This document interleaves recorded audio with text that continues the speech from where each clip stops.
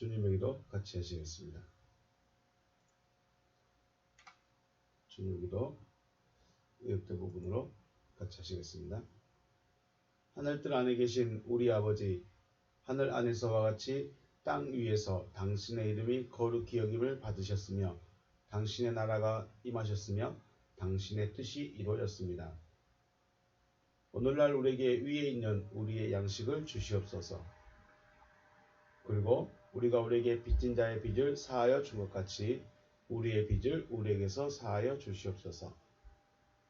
우리를 시험에 들어가게 하지 마시고 다만 악으로부터 우리를 구하시옵소서. 왜냐하면 그 세대는 당신의 나라이며 능력이며 영광이기 때문입니다. 아멘. 말씀 봅니다. 로마서 1장 16절에서 17절 말씀입니다. 로마서 1장 16절에서 17절 말씀 보시겠습니다. 17절까지는 보겠습니다. 내가 복음을 부끄러워하지 아니하노니 이 복음은 모든 믿는 자에게 구원을 주시는 하나님의 능력이 됨이라. 먼저는 유대인에게요 그리고 헬라인에게로다. 복음에는 하나님의 의가 나타나서 믿음으로 믿음에 이르게 하나니 기록된 바 오직 의인은 믿음으로 말미암아 살리라 함과 같으니라. 아멘. 네, 오늘 로마서 강의 구원과 심판 계속해서 말씀을 생각해 보겠습니다. 네. 16절에서 사도 바울은 나는 복음을 부끄러워하지 않는다. 왜냐하면 복음은 믿고 있는 자에게 하나님의 능력이신 구원을 주시기 때문이다 라고 말씀합니다. 16절 말씀을 자세히 보셔야 될 중요한 이유가 있죠. 하나님의 능력은 구원에 있습니다. 하나님의 능력은 구원하시는 것입니다. 어떤 자를 구원하시느냐?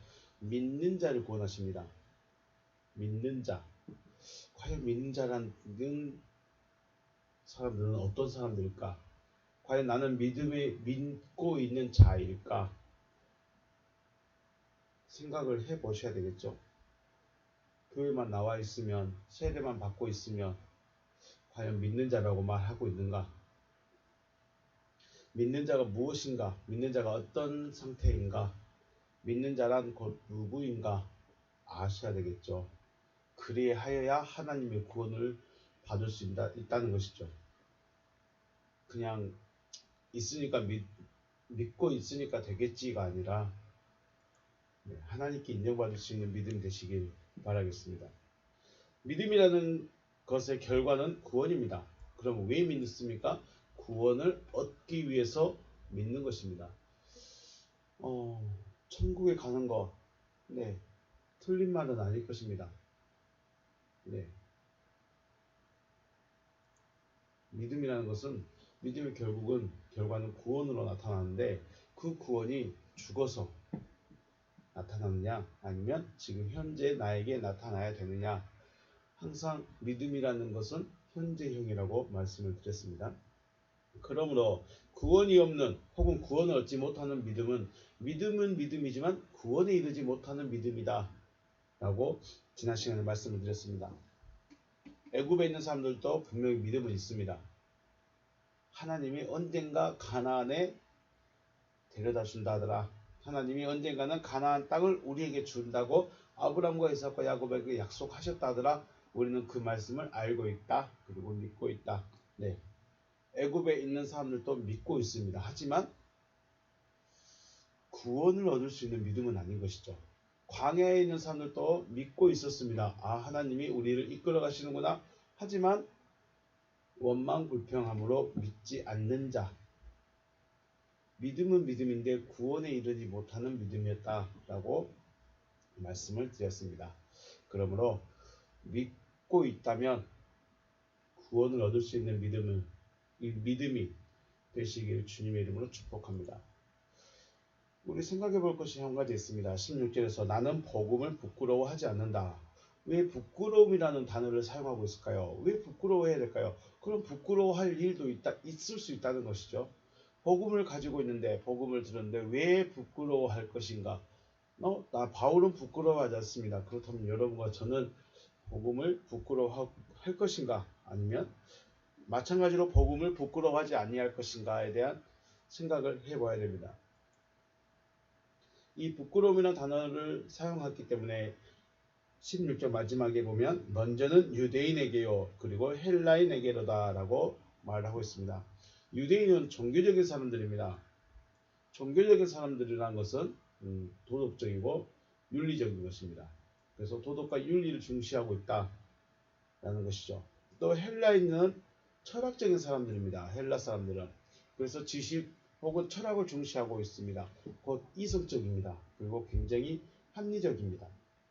하지만 믿음 혹은 구원이라는 것은 유대인들이나 헬라인들이 생각했을 때 이성적이지도 않고 합리적이지도 않고 도덕적이지도 않고 윤리적이지도 않습니다. 만약에 구원이다 혹은 믿고 있다 혹은 구원이라는 이 실체가 내가 행하고 있는 도덕적인 삶, 윤리적인 삶의 한계에 있다면 혹은 이성적이고 합리적인 것에 맞다 합리적이어야 한다면 이건 내가 이룰 수 있는 것이죠. 그렇게 되면 구원은 내가 이루는 것입니다. 어쩌면 고행하고 있는 사람들, 출가해서 머리를 밀고 계신 그분들이 구원을 얻을 수 있는 조건이 될 수 있는 거죠. 우리처럼 여기 앉아가지고 뭐 넥타이 메고 설교하고 있으면 구원과 상관없을 수도 있습니다. 물론 도덕적일 수는 있겠네요. 쉽게 말해서 유대인과 헬라인들은 이 믿음이라는 것에 대해서 어떻게 생각하냐면 되지도 않고 될 수도 없는 것입니다.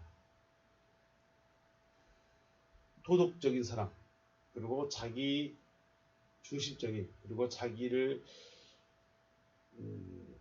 관리하는 사람, 자기 관리를 철저한 사람들이 볼 때 이 믿음이라는 것, 하나님에 대한 믿음 혹은 구원이라는 것은 되지도 않고 될 수도 없을 것 같은 사상입니다. 그러니까 되지도 않고 될 수도 없을 것 같은 그 약속을 붙들고 있다면 뭐라고 보겠습니까?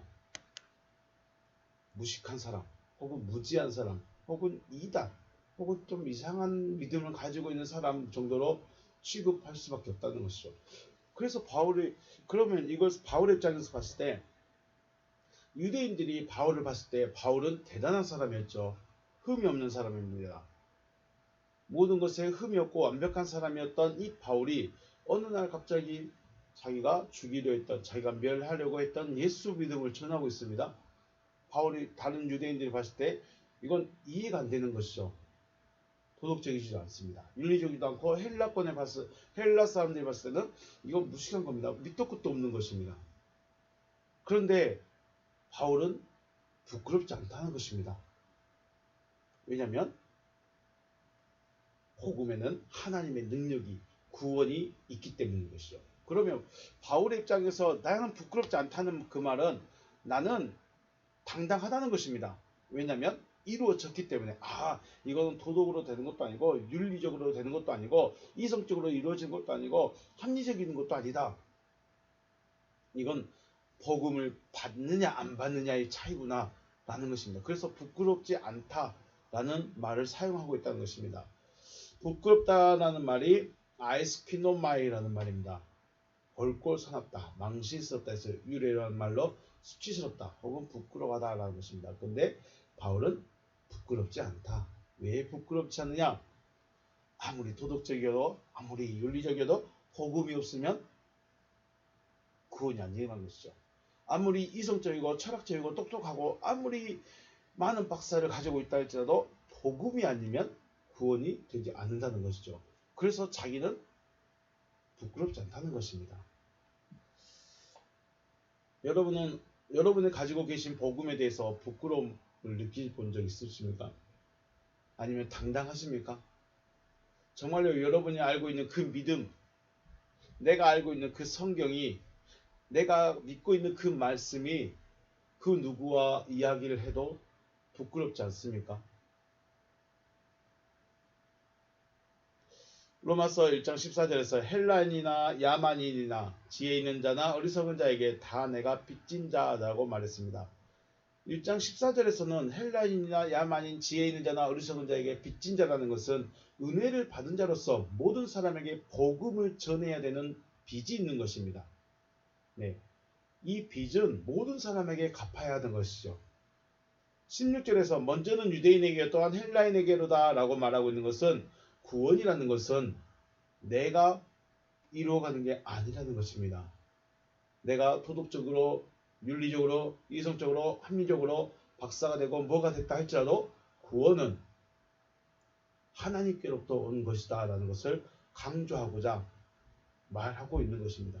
왜 부끄러움이라는 말과 부끄러워하다, 부끄러워하지 않다는 말과 유대인과 헬라인을 기록해놨느냐? 네, 그들은 굉장히 도덕적이고 윤리적으로 이성적이고 합리적이고 철학적이고 굉장히 인간적인 잣대를 가지고 신앙을 접근하려고 합니다. 그런데 바울은 이미 그런 곳에 있다가 믿음으로 나왔기 때문에 이건 아니다는 것을 알고 있다는 것이죠. 그래서 부끄럽지 않다는 것입니다. 하지만 구원이 안 되면, 하지만 이것에, 이 믿음에 대한, 이 복음에 대한 나에게 확신이 없으면 박사님이 와서 말하면 대꾸를 못합니다. 원어 문법을 들고 와서 말하고 있으면 우리가 대꾸를 못합니다. 그러면 부끄럽고 내가 아닌가? 내가 잘못 믿고 있는가? 하는 그런 흔들림을 경험하게 되는 거죠. 그래서 우리가 계속해서 말씀을 묵상하고 하다못해 단어 한 가지라도, 단어 하나라도, 아니면 중요한 한 구절이라도 좀 원어로서 내가 말할 수 있어야 되지 않을까 하는 생각을 해보게 됩니다. 복음을 믿는다. 복음은 모든 믿는 자에게 구원을 주시는 것이죠. 복음을 믿는다는 것은 바로 그리스도를 믿는 것이다. 그렇다면 그리스도를 믿는 것은 무엇이냐?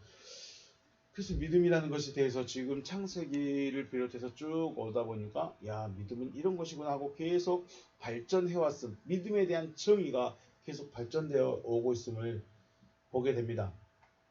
믿는다. 우리는 하나님을 믿습니다. 그렇죠? 하나님을 믿습니다. 그런데 그 하나님을 믿는다고 할 때 상대성으로 믿고 있는가 아니면 연합으로 믿고 있는가의 차이입니다. 쉽게 말해서 하나님은 우주 만물을 창조하시고 거룩하시고 빛이시고 섬김을 받으셔야 되고 11조도 받으셔야 되고 충성과 봉사도 받으셔야 되고 어린 양의 피도 받으셔야 되고 번제의 향기도 받아야 되는 그런 섬김을 받는 자 등등등의 수식어를 붙여서 하나님이라는 분을 딱 높여놨습니다. 하나님은 거기 계십시오. 우주 어딘가에 계시고 하늘에 계시고 나는 땅에 있고 그래서 나는 피조물이고 나는 죄인이고 나는 섬겨야 될 자요 11조를 내야 할 자요 향기로운 제물을 바쳐야 될 자요 향기를 내야 될 자입니다. 그래서 하나님은 우주 어딘가에 나는 땅 아래에서 그래서 내가 여기서 계속해서 연기를 피우듯이 연기를 피우면 위에 계신 하나님이 그 연기를 받는다. 그러면 하나님이 그 하나님을 내가 믿는다. 이것이 바로 상대성 믿음입니다. 상대성 믿음. 하나님과 나를 분리시켜서 하나님은 하나님, 나는 나 이렇게 딱 분리시켰습니다. 그리고 하나님의 존재성도 인정합니다. 하나님의 말씀도 인정합니다. 하나님의 능력도 인정합니다. 그리고 나는 그것을 바라보고만 있습니다. 그리고 섬기고만 예배하고 말씀 듣고 이러고만 있습니다. 이러고만 있는 것이 바로 상대성 믿음인 것입니다. 연합의 믿음은 육체로 이루어진 내 안에 오셔서 나를 처소 삼고 나와 함께 하시겠다고 하신 약속이 이루어진 나를 보시고 믿고 있다라고 말씀하시는 것이죠. 연합이라는 것은 바로 하나님과 하나 되는 것입니다. 하나님과 하나 되는 것. 이 하나 되는 방법을 요한복음 1장 14절에서 말씀하셨죠. 말씀이 육체 안에 오셨습니다. 육체 안에 오셨습니다. 그리고 나를 처소 삼고 나와 함께 내 안에 나의 주인으로서 나의 왕으로서 좌정하고 계십니다. 그 상태를 보고 연합의 믿음, 그리고 이 상태를 보고 믿는 자라고 말씀을 하신다는 것이죠. 상대성 믿음과 연합의 믿음은 전혀 다릅니다. 상대성은 위에 계시든 옆에 계시든 따로 나와 따로 분리된 상태로 당신은 왕, 나는 종 이렇게 섬기고 있는 것이 상대성 믿음입니다. 하지만 연합의 믿음은 하나님의 약속이 나와 함께하고 나를 초소 삼아서 내 안에 계시겠다고 약속하신 그 약속이 이루어짐을 믿고 이루어진 상태로 있는 상태가 바로 믿고 있다는 것이죠. 이것이 도덕적이거나 윤리적이거나 이성적이거나 합리적이거나 철학적이지 않고 오직 하나님께로부터 받게 되는 것이죠. 지금의 어떤 믿음을 가진 사람도 지금도 어떠한 사람이든지 간에 하나님이 나를 처소 삼아서 계신다는 그 말씀은 굉장히 좋아합니다. 하나님이 나를 처소 삼고 내 안에서 계셔. 너무 당연하게 생각합니다. 너무 당연하게 생각합니다. 그런데 어떻게 그 과정이 이루어지는가? 그러니까 말은 들어봤습니다. 하나님 그리스도께서 내 안에 계신다. 그 말은 들어봤는데 내가 믿기만 하면 그리스도께서 내 안에 오셔. 그렇게 하면 정말 쉽겠죠. 그렇게 하면 정말 쉬울 것입니다. 내가 주님 믿습니다. 그러니까 내 안에 오셔서 나의 주인 되셔서 나의 왕으로 내 안에 계시옵소서, 나를 처소 삼고 내 안에 계시옵소서라고 하면 너무 쉬울 것 같아요. 그런데 내가 구하고 있는 그대로 되어지지 않습니다. 하나님이 정해놓은 방법, 하나님이 정해놓은 기준, 그 기준에 내가 들어가야 되는 것이지, 내가 정해놓은, 내가 고백하는 그 고백에, 내가 기도하고 있는 그 기도에 하나님이 맞춰주시지는 않는다는 것입니다. 그러니까 도덕적인 사람들, 윤리적인 사람들이 봤을 때는, 또 합리적이고 이성적인 사람들이 봤을 때는 자기도 그 말을 하고 있으면서 이해가 안 되는 거예요. 자기도 말하고 있지만 그게 무슨 말인지 모르기 때문에, 말은 하는데 그게 무슨 의미인지 모르기 때문에 알 수가 없다는 것이죠. 그래서 하나님을 믿는다 혹은 그리스도를 믿는다, 그것은 나의 안에 오셔서, 하나님께서 내 안에 오셔서 나와 하나 되어져 있는 상태, 나와 하나 되어져 있는 상태에서 마음이라는 그곳에 하나님이 왕으로 계셔서 하나님이 나를 다스리고 통치하고 있는 상태가 바로 믿고 있다는 상태입니다. 그리고 그리스도를 믿는다는 것도 마찬가지입니다. 그리스도께서 내 마음에 좌정하시고 왕으로서 계셔서 나를 통치하시고 다스리고 있는 상태가 바로 믿는다, 그리스도를 믿는다, 하나님을 믿는다라고, 믿고 있다라고 말할 수 있는 상태라는 것입니다. 그러므로 내 안에 그리스도가 오셨는가, 아니면 뱀이 숨어 있으면서 주인도 없는 것 같은 뱀이 숨어 있으면서 나를 통치하고 다스리고 있는데 마치 주인 없는 집처럼 주님 어서 오십시오만 하고 있는가 살펴봐야 되겠죠. 살펴보셔야 됩니다. 그리스도께서 내 안에 오셔서 나와 함께 하나가 되어져 있다면 그리스도는 생명이시기 때문에 나는 생명을 가진 자가 된 것입니다. 생명이 없던 자가 생명을 가졌으니 곧 부활한 자, 거듭난 자가 된 것입니다. 그러므로 복음을 믿는 자에게 구원을 주신다는 것은 바로 이 과정이죠. 생명이 없던 자에게 생명을 주셔서 부활한 자, 거듭난 자가 되게 한다는 것입니다. 이 상태가 믿고 있는 상태이며 구원이 이루어진 자라는 것입니다. 그렇기 때문에 믿고 있다는 것은 내 안에 주인과 연합되어져 있는 상태를 말하고 있는 것입니다. 내 안에 주인이 누구냐에 따라서 내 믿음이 하나님을 향한 믿음인지 마귀를 향한 믿음인지 결정되어집니다.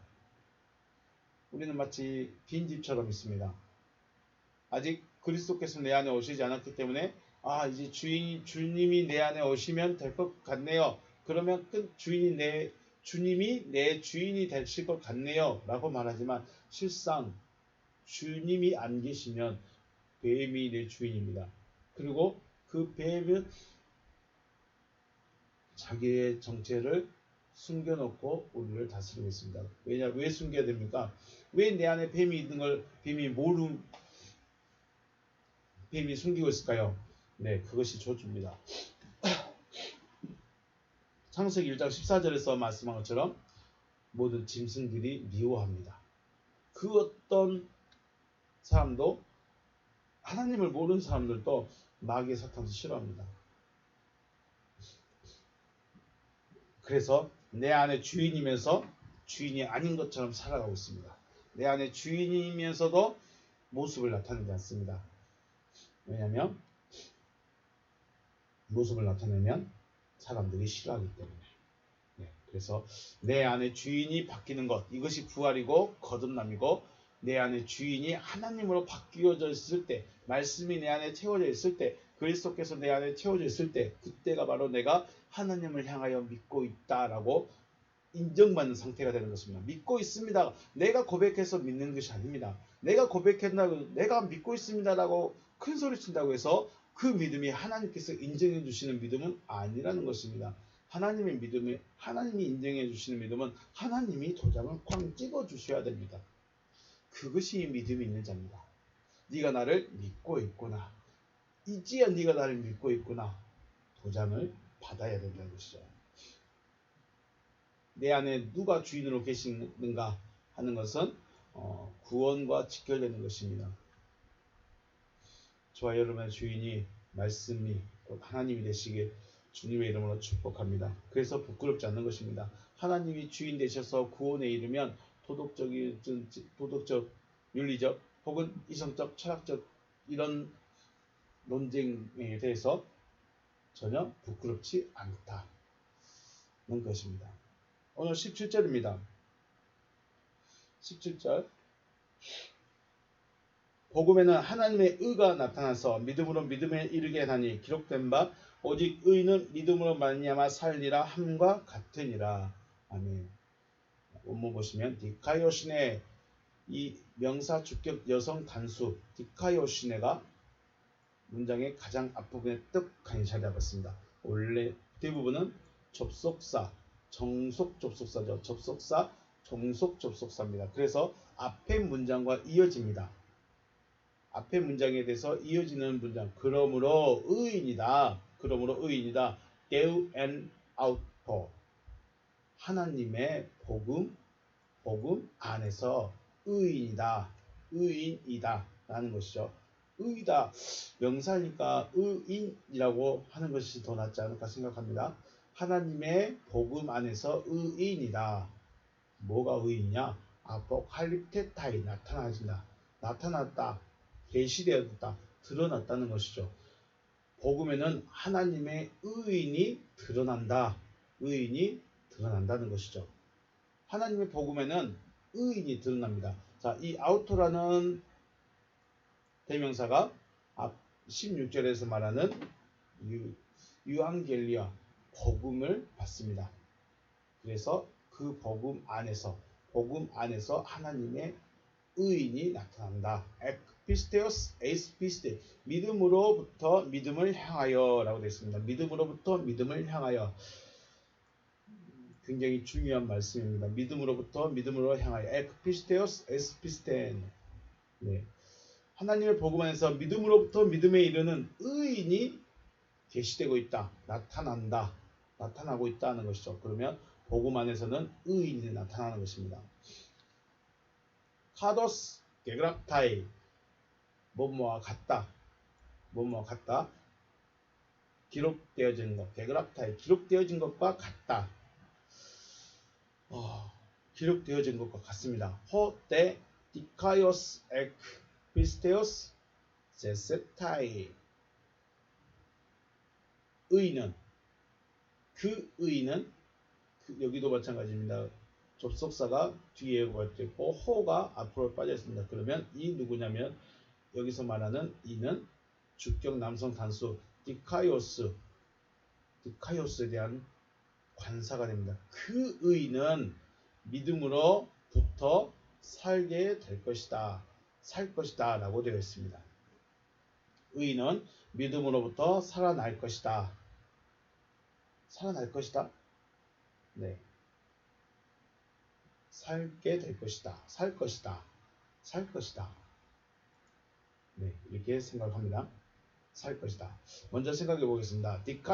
디카이오스네 가르 데우 엔 아우토 아포칼립테타이. 디카이오스네 의는 그러므로 의는 하나님의 복음 안에서 그의 복음 안에서 계시되고 있다. 아우토가 대명사였습니다.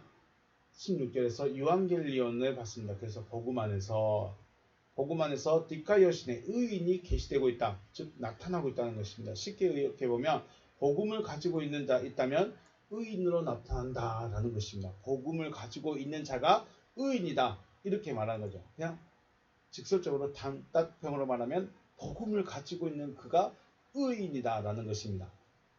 복음을 가지고 있는 자가 의인이다.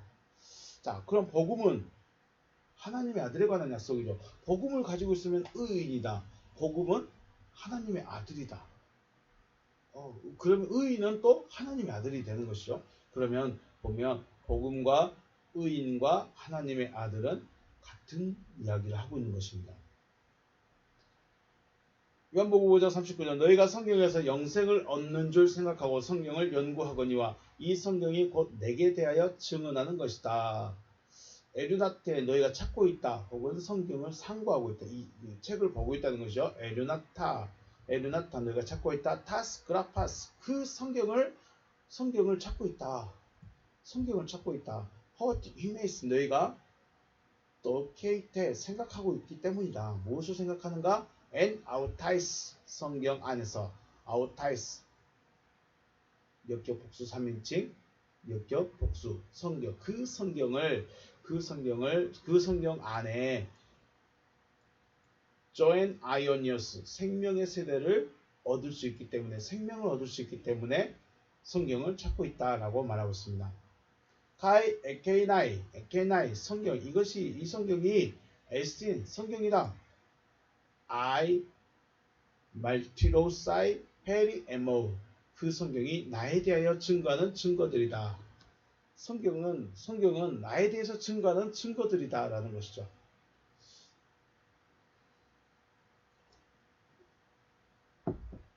성경은 나에 대해서 증거합니다. 그럼 에모우가 누굴까요? 에모우가 하나님의 아들이죠. 에모우는 하나님의 아들입니다. 하나님의 아들 예수라고 해야 될까요? 그리스도시라고 해야 될까요?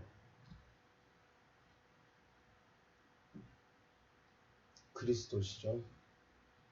그리스도십니다. 로마서 1장 2절 이 복음은 하나님의 선지자들을 통하여 그의 아들에 관하여 성경에 미리 약속하신 것이다. 예. 성경은 그의 아들에 관해서 약속한 것들이죠. 그의 아들에 대해서 이야기하고 있는 것입니다. 성경은 결국 복음이나 성경은 하나님의 아들, 그의 아들, 하나님의 아들에 대해서 말하고 있는 것이고 하나님의 아들은 의인이다라는 것이죠.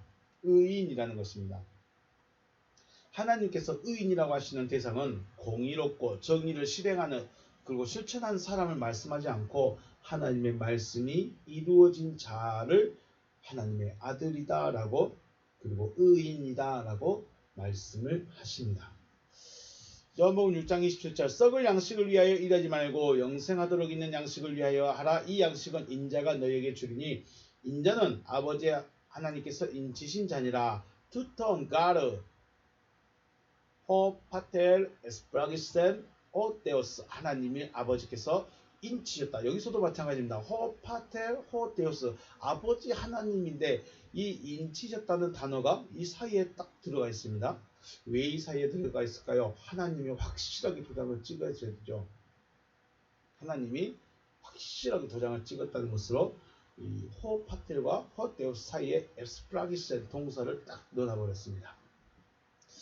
이런 문장을 보니까 재밌네요. 이래서 이 단어가 굳이 이 아버지와 하나님 사이에 딱 들어가야 되는 거가 신기합니다. 가장 강조하고 싶은 단어가 첫 단어인데 또한 이렇게도 강조를 합니다. 확실히 해야 될 때 이 두 명사 사이에 동사를 딱 넣어버렸습니다. 에스프라기센 인치셨다. 아버지 하나님께서 그를 인치셨답니다. 어떤 자를요? 요한복음 가서 찾아볼까요? 요한복음 6장.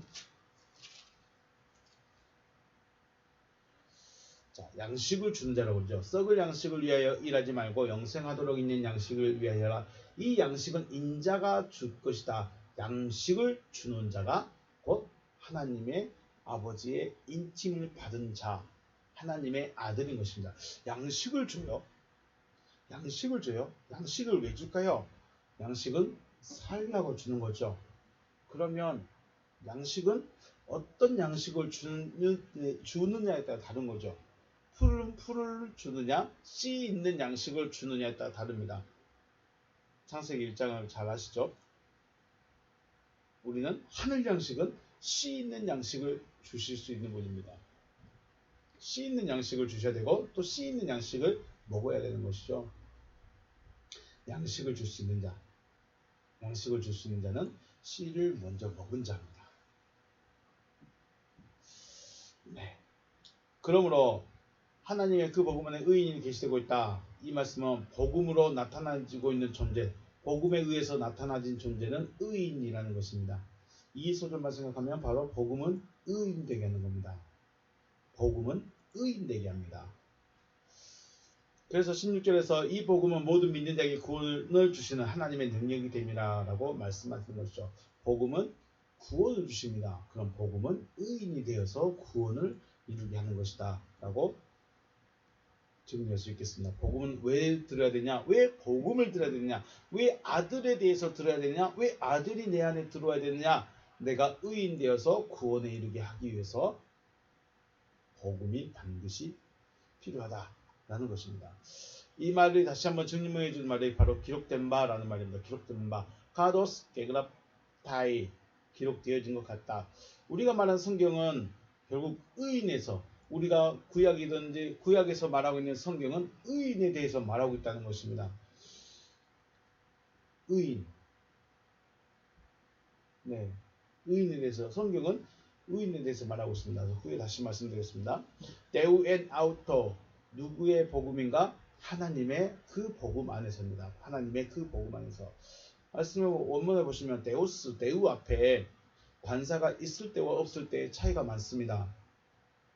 관사가 있으면 그 하나님 해서 유일하신 하나님을 지목하지만 관사가 없을 때는 마귀도 자신을 하나님이라고 하기 때문에 데우스라고 부르기도 합니다. 그래서 하나님의 복음 안에서라고 말을 할 때는 과연 이 데우가 문맥상에서 누구를 말하고 있는가를 생각을 해 보셔야 됩니다. 그런데 보통 관사 없이 데우스를 사용할 때는 그 하나님께 속한 사람으로 이해하시면 될 것 같습니다. 보통 다 이렇게 관사 없는 데우스는 그 하나님, 유일하신 하나님께 속한 사람으로 이해하시면 됩니다. 그래서 사람은 사람인데 하나님인 사람을 말할 때 관사 없이 데우스만 사용하고 있습니다. 그렇다면 관사 없는 이 하나님의 복음 안에서랍니다. 관사 없는 하나님의 복음이 뭘까? 바울은 알고 있겠죠.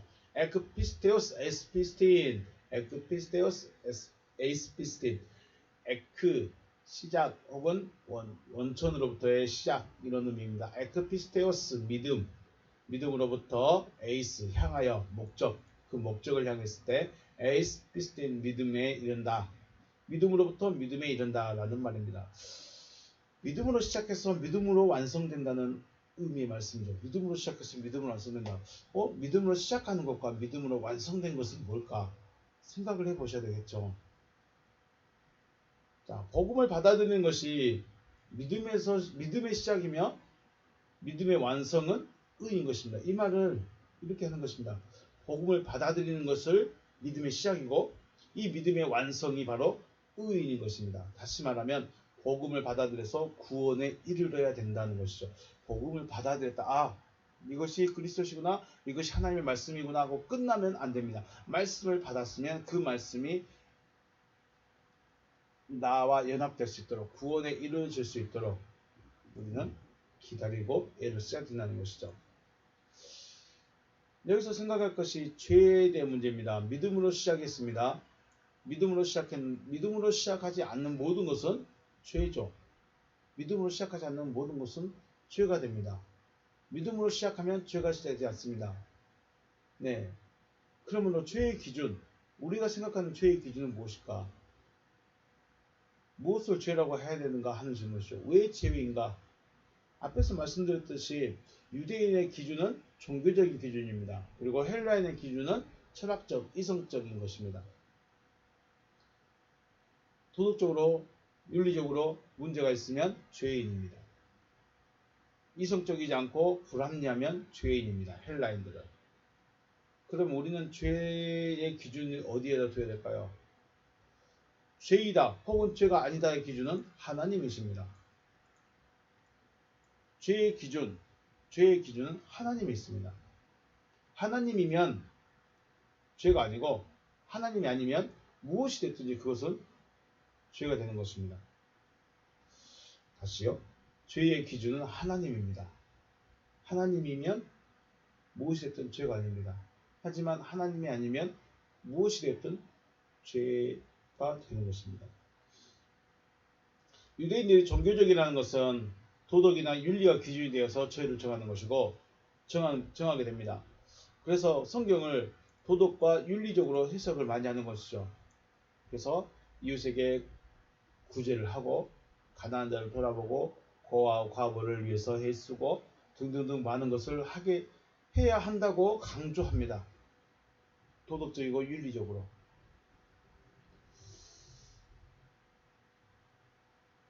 헬라인들은 지식이나 철학, 더 나아가서 이성적인 것에서 벗어나면 죄가 됩니다. 우리는 어떤 것이 죄가 될까요? 하나님께서 죄이다라고 하시는 것은 하나님이냐 아니냐가 기준입니다.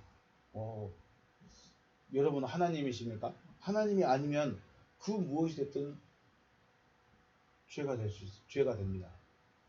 그런데 하나님이면 무엇이 됐든 죄가 안 됩니다. 그게 뭔 말이야? 네. 죄라고 말하는 것은 하말티아라고 말합니다. 죄 하말티아 264번 하말타노에서 유래했습니다. 부정불변사 알파와 3313번 메로스의 합성어입니다. 그래서 관역을 맞추지 못한다. 그래서 상을 받지 못한다. 즉 잘못했다. 혹은 여기서 보니까 도덕적으로 죄를 짓다. 라는 뜻을 사용하고 있습니다.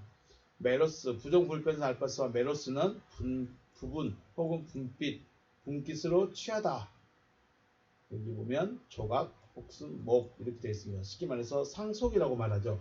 이 메로스를 좀 더 이해하기 쉽게 말해서 상속자입니다. 상속자. 명사가 되면 상속자가 될 것이고 부정사가 붙어버리면 부정사 알파가 붙어서 하말타노가 되면 상속자가 아니다라는 것입니다. 상속자가 아니다. 그러므로 하나님께서 죄다라고 말씀하시는 것은 상속을 받지 않았다라는 것입니다. 그러면 상속을 받았으면 죄가 아닌 것입니다. 상속을 받은 상태면 죄가 아닌 것이고 상속을 받지 않았으면 무엇이 됐든 죄가 됩니다. 그렇다면 상속받아야 할 것이 무엇인가를 알아야 되겠죠. 무엇을 상속받아야 될까요? 하나님은 물질을 상속하시는 것도 아닙니다. 하나님이 돈이 많고 적음에 따라서 울고 울고 그러실까요? 혹은 땅에 많고 적음으로 인해서 힘이 나고 힘이 안 나고 그러실까요? 하나님은 물질적이지 않죠. 하나님은 물리적이지 않습니다. 그래서 물리적인 것과도 상관이 없습니다. 물리적인 것은 나에게 필요한 것이지 하나님께는 실상은 필요가 없는 것들입니다. 그래서 하나님은 무엇을 상속해 주시냐? 하나님은 하나님 자신을 상속하십니다. 하나님 자신을 상속해 주세요. 돈을 주시는 것도 아니고 땅을 주시는 것도 아니고 집을 주시는 것도 아니고 차를 주시는 것도 아니고 자기 자신을 하나님 자신을 우리에게 상속으로 주시는 것입니다. 받을 수 있는 자는 상속자, 받지 못할 자는 상속자가 아닌 것이죠. 받으면 상속자, 받지 못하면 상속자가 아닌 것입니다. 자, 그렇기 때문에 하말티아는 하나님을 받지 않는 것을 말하고 있습니다. 단순히 죄다라고 말하는 것은 하나님을 받지 않았다, 더 나아가서 하나님이 아니다라는 것을 말하고 있다는 것이죠. 그러므로 도덕적이거나 윤리적이거나 혹은 이성적인 죄와는 차이가 있습니다. 내가 누구를 때렸다, 욕을 했다, 사기를 쳤다 이러면 도덕적으로, 윤리적으로, 이성적으로 합리적이지 않기 때문에 죄인으로 법정에 설 수 있지만 하나님께서는 보실 때는 네가 하나님을 상속받았느냐 상속받지 못했느냐, 상속을 받았으면 너는 죄인이 아니고 상속을 안 받았으면, 상속자가 못됐으면, 상속자가 아니면 너는 뭐가 됐든지 간에 죄인이다라는 것입니다. 자, 그래서 믿음으로 시작한다는 것은 중요합니다. 믿음으로 시작하지 않으면 다 죄다라는 것이죠. 왜 믿음으로 하지 않는 것이 모든 것이 죄다라고 말한 이유가 거기 있는 것입니다. 믿음으로 하지 않는 모든 것은 죄다. 그게 바로 믿음으로부터 시작되지 않으면 죄라는 것입니다. 믿음으로 시작한다는 것은 하나님의 말씀을 받는다는 것이며, 믿음에 이른다는 것은 하나님이 되어지는 것, 의인이 되어지는 것, 구원에 이른다는 것, 이런 의미가 됩니다. 그러므로 단순히 믿고 있습니다, 아멘 이러고 끝나지 않습니다. 믿음은 하나님을 믿는다는 게 생각보다 많이 복잡합니다. 그러나 단순합니다. 하나님의 말씀을 받으면 됩니다. 하나님의 말씀을 받아들이면 됩니다.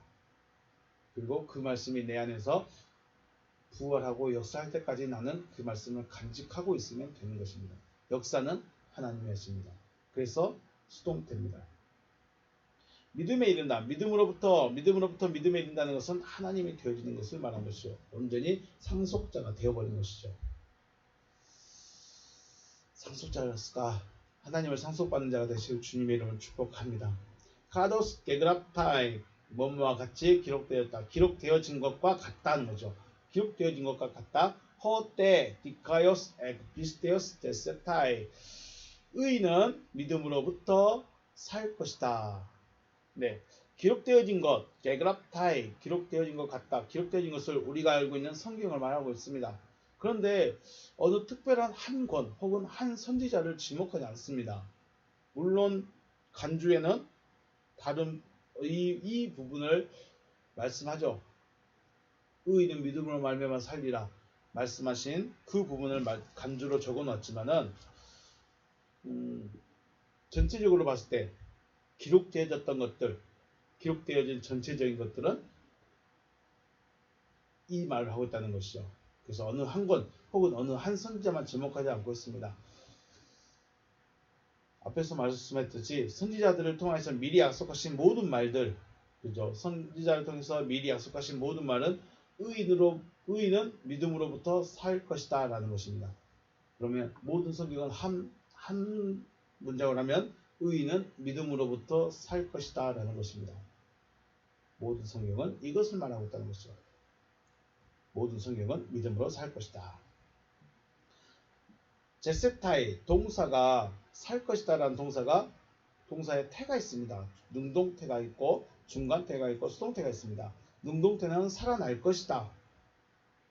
그리고 중간태는 살 것이다. 수동태는 살리심을 받을 것이다 입니다. 본문은 중간태입니다. 그러므로 살 것이다 입니다. 살리라가 아니라 살 것이다. 능동은 스스로 무엇인가를 할 수 있는 것을 말하고 있고, 수동은 누군가가 무엇인가를 해주어야 하는 것을 말하고, 중간태는 능동과 수동의 연합으로 무엇인가를 하는 것을 말하고 있습니다. 그렇다면 의인이라고 해서 다 이루어진 것이 아니며 믿음이라는 것과 함께 연합되어져 있어야 살 것이다 라는 것이죠. 이해가 되시길 바라겠습니다. 의인이라면 일단 복음을 받아들인 자입니다. 복음을 가지고 있는 자가 의인이라고 해서 다 이루어진 것이 아니란 것이죠. 믿음이라는 것과 연합되어져서 살아야 됩니다. 이게 무슨 말일까요? 복음을 받아들여서도 복음과 하나 되어지는 과정이 반드시 있어야 된다는 것이죠. 복음과 연합되어지는 것. 그러므로 의인이 되어진 사람의 삶도 믿음으로 시작되어져야 된다는 것입니다. 에크피스테오스, 믿음으로부터 시작되어져야 된다라는 것입니다. 우리 성경은 말미암아라고 말하고 있습니다. 말미암아, 의인은 믿음으로 말미암아 살리라. 말미암아라는 의미와 이 믿음으로부터 라는 의미가 비슷한 것 같지만 차이가 있습니다. 말미암다라는 말은 원인과 이유가 되집니다. 그래서 because라고 영어에서는 because라고 하고 있습니다. 그런데 이 단어는 나와 어떠면 직접적이지 않습니다. 내가 영향은 받지만 내가 직접적이지 않습니다. 그런데 에크 뭐뭐로부터 이거는 from이라고 번역하고 있고 근원으로부터 출발을 말하고 있습니다. 비슷한 것 같아요. 우리말로 이해하자면 비슷한데 확실히 다르게 되어 있습니다. 그래서 원문에서는 에크로 다 기록하고 있습니다. 믿음으로부터입니다. 그러면 믿음으로부터 출발을 해야 되는 것이죠. 그러므로 믿음으로 말미암아 살리라라고 하면 믿음 때문에 살 것이다. 내가 아닙니다. 내가 주체가 아니라 믿음이 있으면 그냥 나는 그냥 산다는 겁니다. 그런데 믿음으로부터 살리라면 나와 믿음과의 어떤 관계성이 필요한 것을 말하고 있는 거죠. 믿음으로부터 살리라면 믿음과 연합하여 살리라. 연합하면 살게 될 것이다. 이런 의미가 되는 거죠. 다시 한번 정리합니다. 믿음으로 말미암아 살리라 라고 하면 믿음 때문에 사는 거예요. 믿음 때문에.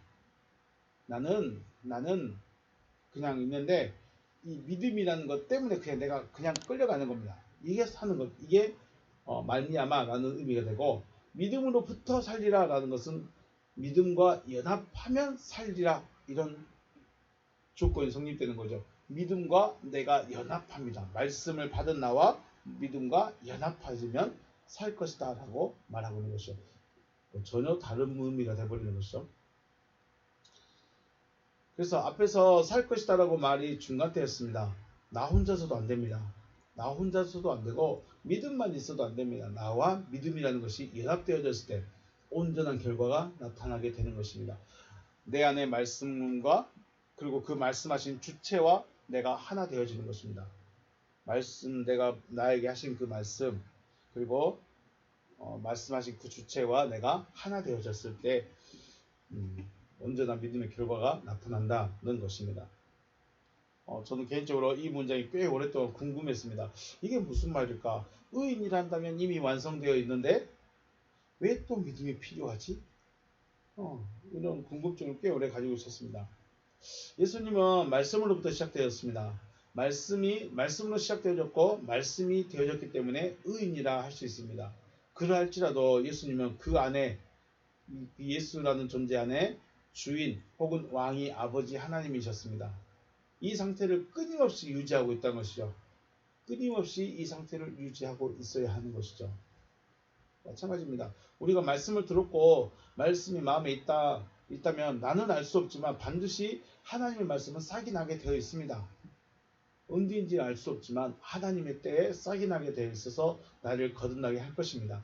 거듭났다고 끝나는 것이 아니라 마음에 아버지 하나님과 그리스도께서 나를 통치하시고 다스리고 계시는 상태, 곧 믿음의 상태가 육신이 죽어 없어질 때까지 유지하는 것을 믿음이고 구원이다 라고 말씀하고 있다는 것입니다. 오직 의인은 믿음으로 말미암아 믿음으로부터 살게 될 것이다. 믿음과 연합하여야 살 것이다 라고 말씀하고 있습니다. 정리를 해보겠습니다.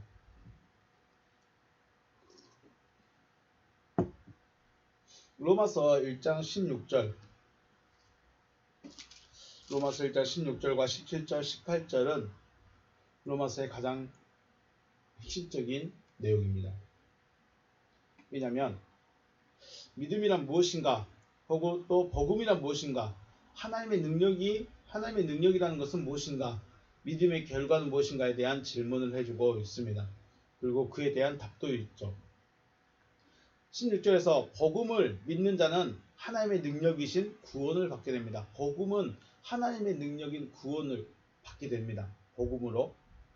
이 믿음의 결과가 17절에서 의인으로 나타나는 거죠. 복음으로 의인으로 나타나고 믿음과 함께 살 것이다 라고 합니다. 결국은 복음이라는 것은 살게 하기 위해서 주시는 것입니다.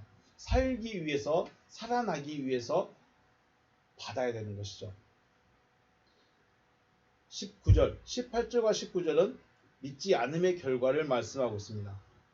16절에서 복음은 이런 것이다. 그리고 복음을 믿으면 17절에서 의인으로 살게 될 것이고 18절에서는 믿지 아니하면 불의와 불경건에 나아가면 심판이다 라고 말하고 있는 것입니다.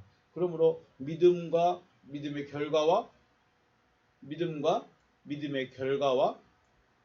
믿지 않음의 결과가 딱 나타나 있습니다. 16절과 17절과 18절, 19절에 가장 중요한 핵심적인 내용이 이 세 구절에 다 담겨 있습니다. 그래서 16절과 17절, 18절을 굉장히 좀 집중적으로 이야기를 나누고 있습니다. 자, 믿음의 시작은 어디서부터 시작하는 것이냐? 복음을 받아들이는 것입니다. 복음이 무엇이죠? 복음은 그리스도이십니다. 그리스도는 하나님의 말씀입니다. 그러므로 하나님의 말씀을 받아들이는 것입니다. 이 복음을 받아들인 자는 하나님의 능력을 보게 됩니다. 하나님의 능력은 구원이죠. 하나님의 능력은 구원으로 나타납니다. 그리고 복음으로 받아들이는 것으로 끝나지 않고 복음과 연합이 이루어져야 되는 것입니다. 복음과 연합이 이루어졌을 때 살 것이다. 복음과 연합이라는 것은 말 그대로 그리스도와 내가 하나 되어지는 것을 말하고 있습니다. 많은 사람들 앞에서 가진 것이 부족해서, 또 배운 것이 부족해서, 할 수 있는 것이 부족해서 부끄러워하는 것은 지극히 인간적인 모습입니다. 물론 저에게도 많이 있을 수 있겠죠. 인간적인 모습으로만 살아간다면 믿는다 하는 저와 여러분이 가장 불쌍한 사람입니다. 뭐 이렇게 큰 소리 치고 있고 뭐 말씀을 하고 있네 말고 있네 하고 있는데 가장 찌질하게 살고 있다면 제일 불쌍하지 않습니까? 제가 제일 불쌍하고 제 아내가 제일 불쌍하고 제 자식들이 제일 불쌍한 사람들일 것입니다. 하지만 하나님의 구원, 하나님의 능력은 내가 무엇을 가지고 있느냐, 내가 무엇을 할 수 있느냐와는 상관이 없다는 것입니다. 왜 지금 이 찌질한 상황에서 큰소리치면서 믿고 있느냐, 말씀을 나누고 있느냐, 이걸 믿기 때문에 그런 거죠. 하나님은 이걸 하시겠다고 하시기 때문인 것이죠. 그렇기 때문에 믿음이 있다면 부끄러워할 것이 없다는 것입니다. 또한 걱정할 것도 없다는 것이죠.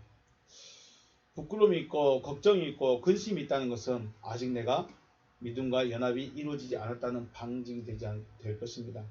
그러므로 저부터 또 살펴보게 됩니다. 나는 지금 내 삶을 부끄러워하는가? 걱정이 있는가? 두려워하는 것들이 있는가? 말씀은 못 드리겠습니다. 내가 믿음과 연합이 이루어져야 되죠. 그러면 그 무엇이 됐든 부끄러울 일도 없고 두려울 것도 없고 걱정할 것도 없다는 것입니다.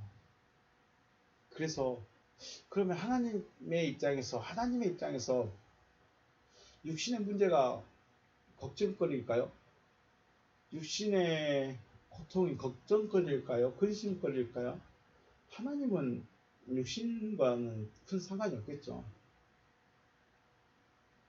그렇다고 하나님이 우리의 육신의 삶을 방관하고 그냥 지옥불에 던져놓은 것처럼 놔두지는 않는다는 것입니다. 내가 하나님이 되면, 하나님이 내 주인이 되면, 하나님이 내 안에 나를 통치하시면 그 다음은 알아서 하나님이 책임지시는 것이죠. 그러면 우리가 먼저 해야 될 것은 복음을 받아들이고 복음과 연합되어지는 것이다. 의인이 되어지는 것이다. 그래서 의인의 자녀가 결식하는 법이 없다는 말이 그게 여기서 적용되는 것입니다. 예수 믿으니까 의인이니까 내 새끼들은 안 굶을 것이다. 아닙니다. 그 의인이 누구냐? 말씀과 연합되어진 자, 복음과 연합되어진 자가 의인인 것이죠. 그 의인은 하나님이 책임져 주시겠다는 것이죠. 네. 그래서 우리는 자신을 살피면서 부끄러움이나 걱정이나 근심이 있다면 믿음과 더욱 연합하여 수 있도록 말씀을 묵상하고 또 하나님을 의식할 수 있는 여러분과 제가 되시길 주님의 이름으로 축복합니다. 단순히 교회 나가는 것, 출석하는 것으로 믿음 생활 다 했다. 나는 뭔가 될 것이다. 성경적으로는 그렇지 않습니다. 하나님의 말씀이 무엇을 말씀하고 있는가? 하나님이 무엇을 말씀하고 싶어 하시는가? 생각해 보시고 내가 진짜 믿고 있는가? 과연 내 안에 주인은 누구인가? 한번 좀 돌아볼 수 있는 여러분과 제가 되시길 주님의 이름으로 축복합니다. 감사합니다. 오늘 마치겠습니다. 수고하셨습니다.